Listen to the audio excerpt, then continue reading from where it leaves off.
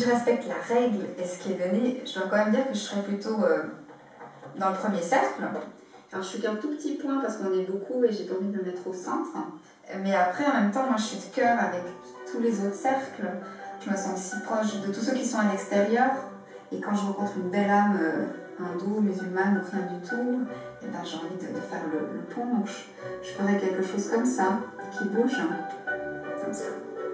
Je trouve ça joli.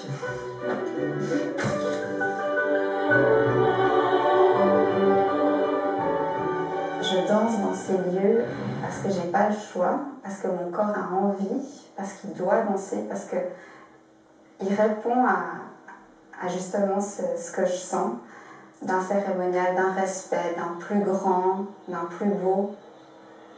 Plutôt que par les mots, ça passe par plus que les mots, les membres du corps.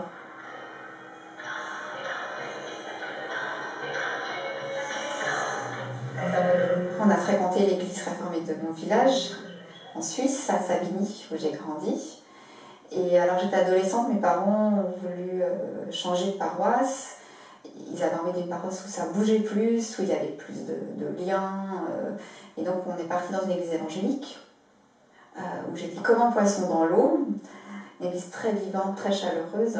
Et en même temps, voilà, dogmatiquement, une manière de voir parfois un peu enfermante, la place de la femme, qui ont fait que j'ai dû me distancier, alors qu'il y avait des choses très belles au niveau de la foi, de l'ardeur, que je n'ai pas retrouvée chez les réformés.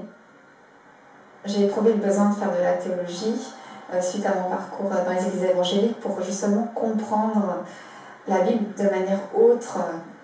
Et la première année de théologie était terrible parce que là, on nous apprend que la Bible, il y a une histoire, qu'on ne sait pas trop quelle est l'origine, enfin l'historico-critique.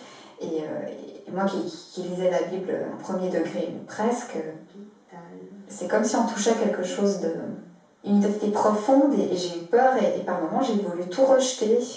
Et en même temps, je suis tellement reconnaissante parce que j'ai passé cette épreuve et j'ai continué et je crois qu'on peut avoir une foi intelligente.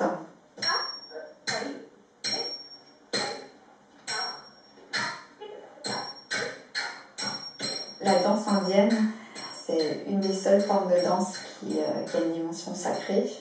On commence chaque fois le cours par une salutation qui est une manière de rendre hommage à la terre qui nous porte, de s'excuser à la terre de la frapper parce qu'en danse indienne on frappe la terre.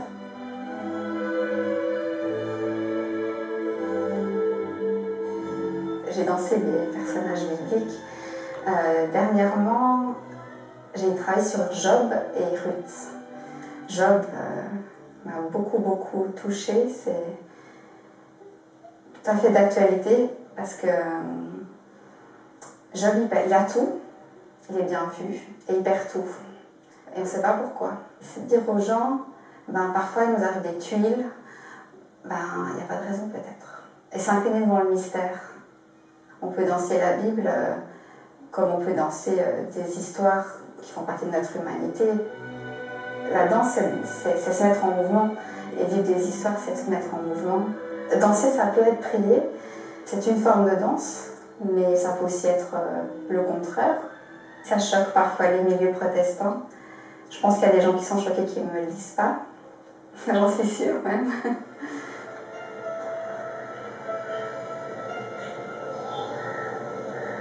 Je pense que mon rôle, c'est un peu de bousculer.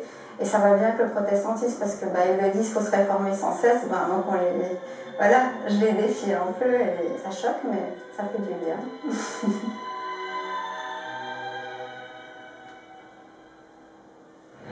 bien.